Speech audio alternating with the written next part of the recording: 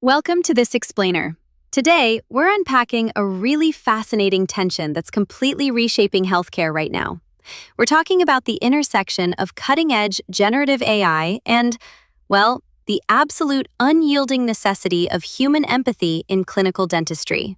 We're going to dive deep into some incredible insights from Dr. Melanie Nasseripour at King's College London. We'll explore the rise of what she calls the augmented clinician and figure out exactly what this means for the future of patient care. Let's get into it. Okay, here's a quick roadmap of what we're covering today. We'll start with AI and dental education, move on to upgrading the practice, then dive into diagnosis and risks. After that, we'll look at the patient AI experience, navigating AI responsibly, and finally protecting human-centric care. All right, part 1, AI and dental education and how we're training future practitioners. So right now, the generative AI question is just completely dominating higher education. And to handle this, dental institutions are focusing on building something called critical AI literacy. Now, this isn't just about showing students which buttons to push on some flashy new software. It's about safe, supervised interaction. AI has to be treated as an adjunct tool.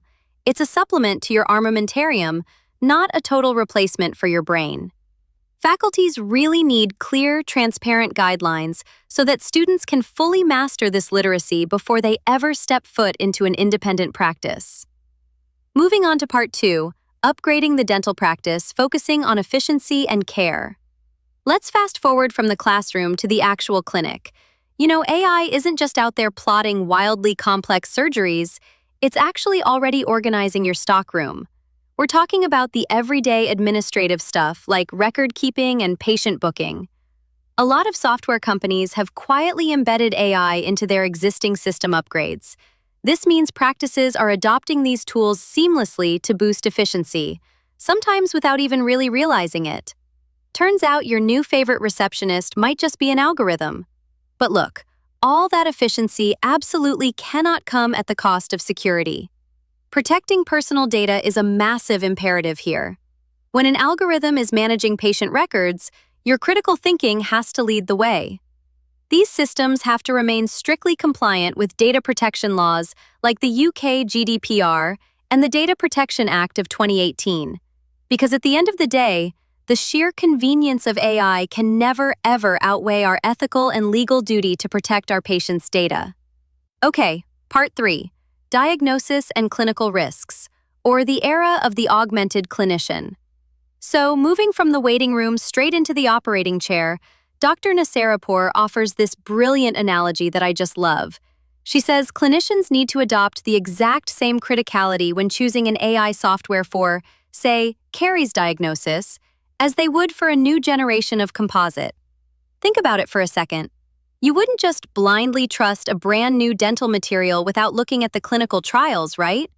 Well, AI demands that exact same level of scientific scrutiny. And we're already seeing this intense scrutiny being applied to things like CAD/CAM technology. It's this incredibly seamless blend of digital analysis and physical treatment.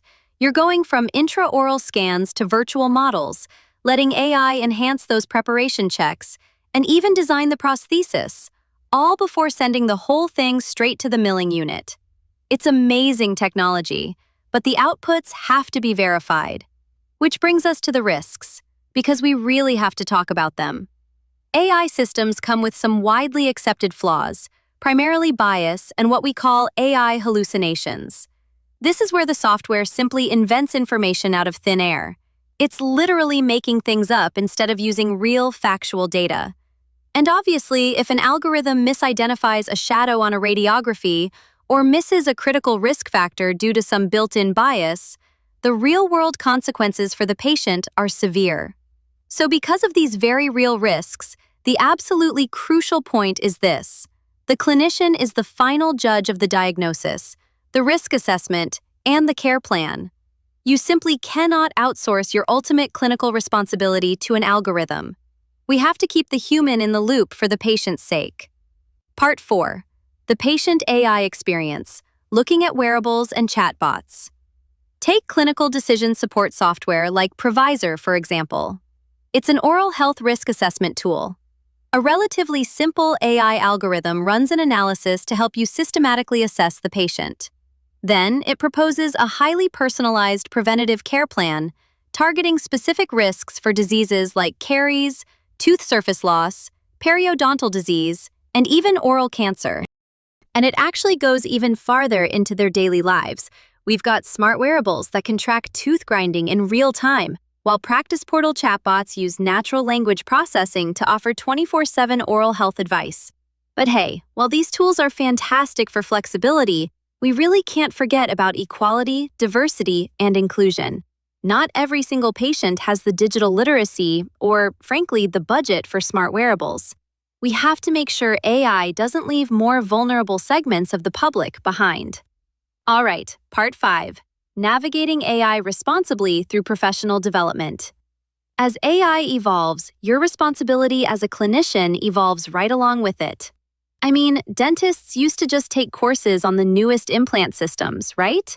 Today, they literally need to study AI solutions, and this requires a structured AI learning journey. You move carefully from introduction to exploration to the critical application of these solutions.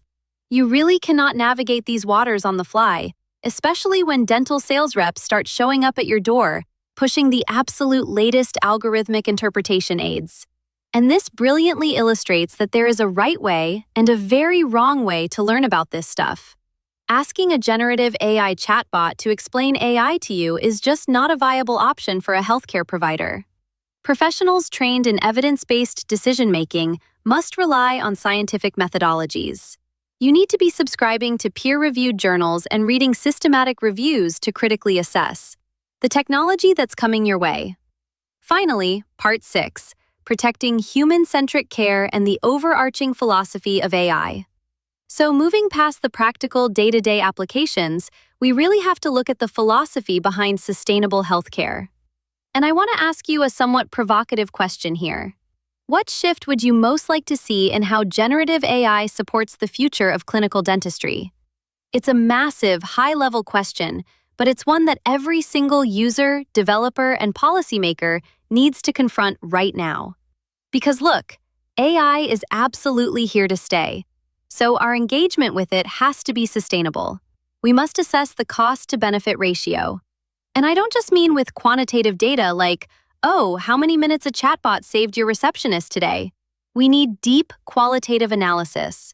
We just cannot afford to skim over these huge existential questions about patient trust simply for the sake of practicality.